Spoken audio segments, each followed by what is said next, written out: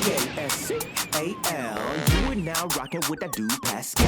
What's up? We got some new updates revolving around the missing case of Sudiksha Konanki. This was the University of Pittsburgh student that went missing after she was out in the ocean with another guy.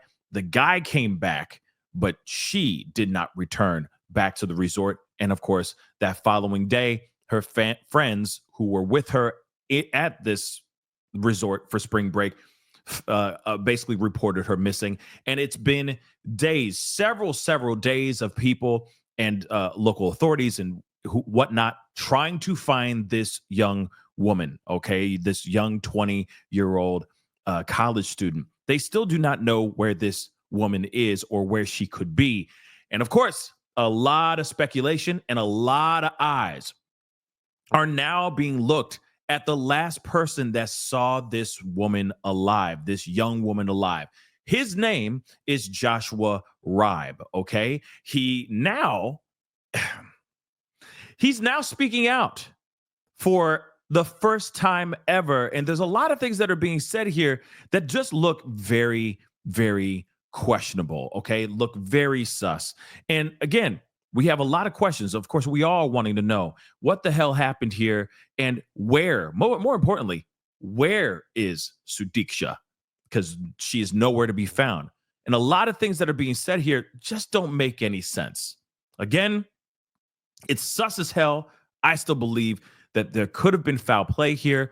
It literally could be anything. I will say that. But I do feel that his answers are making a lot of people feel some type of way, and I understand why. Let's take a look at this, okay? So he's speaking out for the first time, all right? And we already know he was the last person seen with this University of Pittsburgh student, Sudiksha Konanki, all right?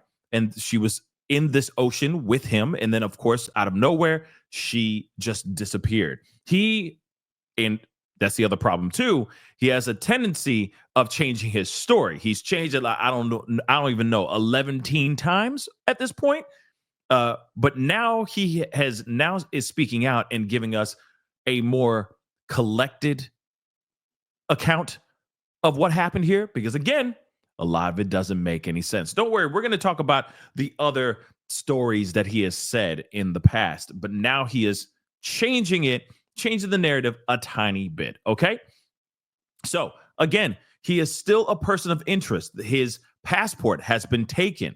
Authorities have taken his passport, but they say that he could literally he has every right to ask for his passport back, and he could leave at any time. But given the fact that he's still there, it does show that he's at least cooperating, but that still doesn't mean that he's not the culprit or that he's not guilty. But again, anything is still possible. And I still will ask you guys, is this a situation where it was just the ocean took her and that's it? Or do you think something sinister happened here? I know a lot of people are saying this could be a Natalie Holloway situation.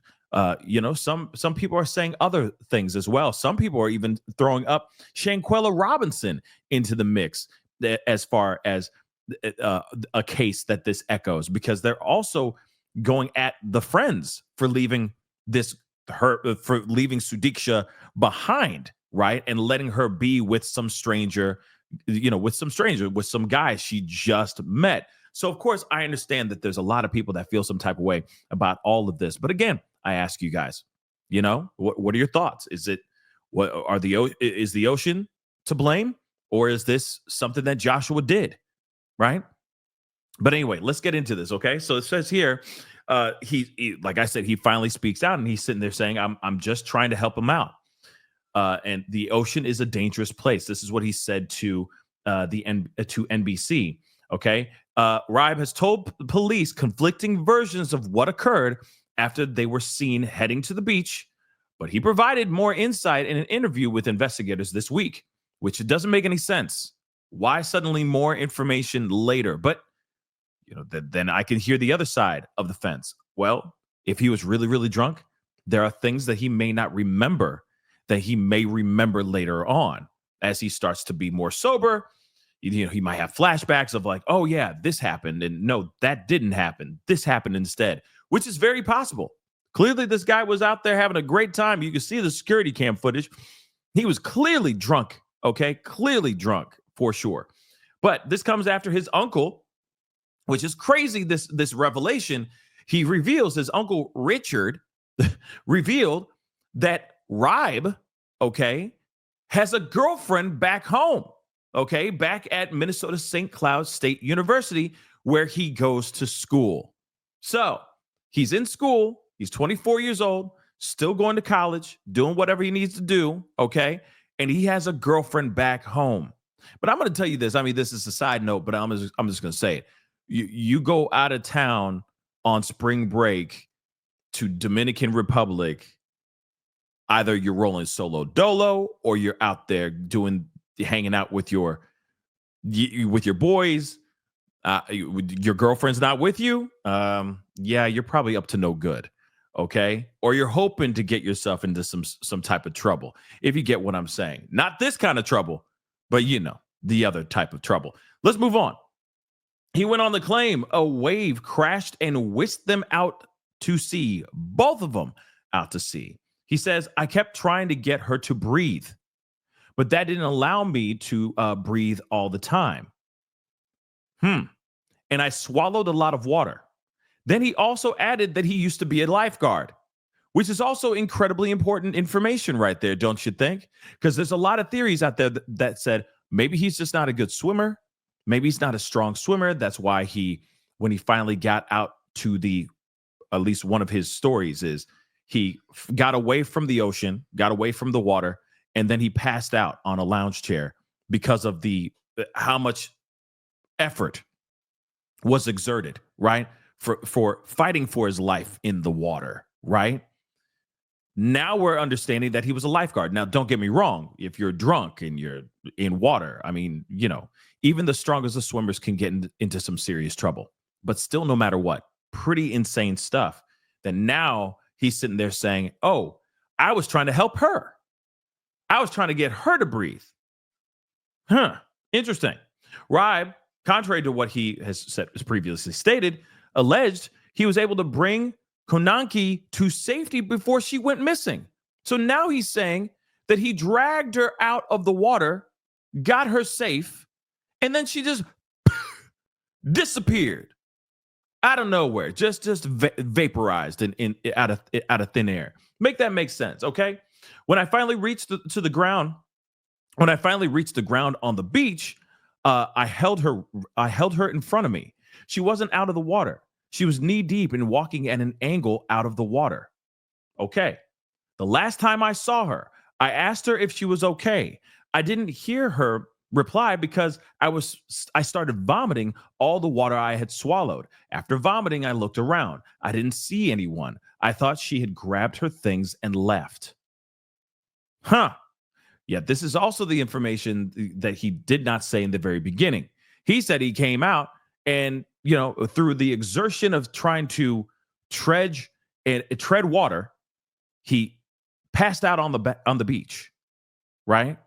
And now we're hearing some new information. So he refused to answer some questions with officers probing him over how they could be sure what he's saying was truthful. Ribe asked about what he told.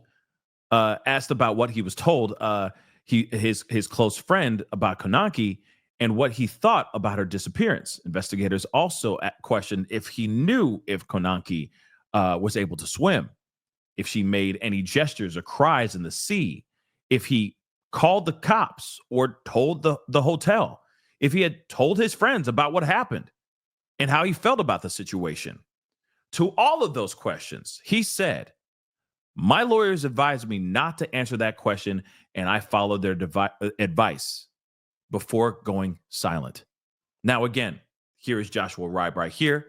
And again, this is a very weird situation, guys.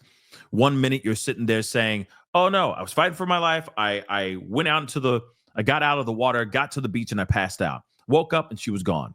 Now we're hearing, oh, no. I was trying to help her. I was doing everything I could to help her survive. And then when I finally got her over to the water, out of the water, onto the shore, she just started walking away. As I was violently vomiting the seawater on the beach. Then when they ask, okay, anything about emotions or how he feels about everything, did he speak to anybody about this thing? He's saying, my lawyer says not to answer any of those questions. Sorry. And that's it? Really? That's it. That's some crazy stuff, guys. But again, like I said, and there he is. I'm sorry. I will never get over this. Him in a photo holding a mouse. Why? But moving on. All right. We've all seen the footage for the most part of the surveillance footage, okay? But he was captured on video, surveillance video, with her and a group of her friends walking to the beach in Punta Cana, okay, around 4 a.m. on March 6th. Her friends left 2 hours later to go back to their room, leaving Ribe and the med student alone on the beach. In one of Ribe's retellings of the incident, he said he and Konanki went into the sea and were swept away by the wave. He also said he felt sick, got out of the water, like I said just a second ago. This is what he claims. He got out of the water and went back to his hotel room. He has also said he fell asleep on the beach. So it's like, well, maybe all things could be true, but you're saying one thing, you got out of the water. You got out of the water, you went to your hotel room. Then another time you're saying, oh, you fell asleep on the beach. Now you're saying, oh, no, I was out there. I was trying to help her, trying to get her to breathe and all that. Doesn't make any sense. The other story Ribe allegedly told the authorities was he saw Konanki walking along the beach with the water at the top of her knees in the direction of where she left her cover-up on a lounge chair. Ribe's family explained the conflicting accounts as being the result of a different translator being present at each of 3 police interviews. I mean, I feel like, I mean, clearly I'm not a fluent in Espanol or anything of that sort. But I would assume that if you said, I got out of the water and went back to my hotel room and that's it, I don't think that, I don't think a translator is going to mess that up. All right. It's not like, see, in our language, we have this one word that means hotel room and sleep on the beach. So when we translated it, we thought at first he meant that he went to sleep. He went back to his hotel room. When in actuality, if you add a different accent on the last syllable, okay, of this particular word, it actually means that you're falling asleep on the beach. No, sorry, that doesn't work for me. Okay, so the fact that they're sitting there saying, "Well, see, what happened was it was a different translator." They misunderstood. Okay, one time I asked somebody if they wanted a hot dog, and they thought I was asking them if they wanted donuts. Like, no, I'm sorry, it just doesn't work for me. All right. He was also caught on camera returning to his room. I'm sorry, at 9:55 a.m. barefoot without his shirt. He told investigators he was aghast to learn that Konanki had gone missing. Where's his shirt? And I get it. You could be just absolutely just wasted, okay? Just gone and just forget to and just leave some things behind. But what's interesting about this is that you mean to tell me Konanki has gone missing and your shirt? Your shirt wasn't retrieved. They didn't find your shirt on the shore, which it should be there too, right? So where's your shirt? I'm telling you right now, while they're searching for Sudiksha, right now as we speak, I guarantee you somebody would have at least run into his shirt. Doesn't that seem a little bit weird to you? Doesn't that seem a little bit weird? Everybody, the 2 things that are missing right now, most importantly, Sudiksha. But another part, where's his shirt? Her lace top that she was wearing, like her swimsuit cover up, okay, that she was wearing was found. Her belongings were found there, but she's nowhere to be found. And the shirt that he was wearing when he first walked down to that beach, okay? Where are all those things? Make that make sense. You see what I'm saying? So again, instantly, with all the stories that he's been saying, with all the things that he's been putting out, the constant changes in his narrative, just throw up so many red flags. But then on top of it, he goes back shirtless and without Konanki. So could she and that shirt be in the same place together somewhere? I hate to say it like that, but I'm curious. The other piece that I think is interesting as well is that her body would have, if she was swallowed up by the ocean, she would have been found by now. She would have washed up to shore somewhere. Absolutely. So something's weird about this. They go down there in the late or early morning hours, right? Of March 6th, if I got the date correct. They are kicking it down there for 2 hours with the friends. Then the friends leave. And then something happened. Either it was exactly as he's saying it or something else. But still, no matter what, you got, where's the details here? 4 a.m., March 6th. The friends leave 2 hours later. So that's 6 o'clock in the morning, right? Now, bad things could have happened for sure. But the fact that he was found coming back at near 10 o'clock in the morning, that's 6 hours of being out there. And you still did not come back with your shirt. And most importantly, not Sudiksha with you in tow. That seems a little bit weird. That's several hours of a lot of bad that could happen. And again, the fact that her body has not washed up to shore anywhere seems a little bit odd. So again, what say you guys? All of this math ain't mathing for me.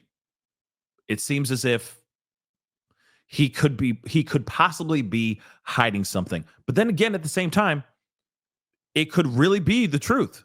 What he's telling could very well be the truth. From my understanding, the ocean during that time was pretty rough.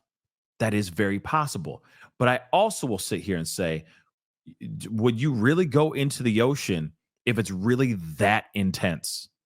Even in your drunk mind, your alcohol-addled mind, do you really think you're going to go into vicious, rapid waves like that? I don't know.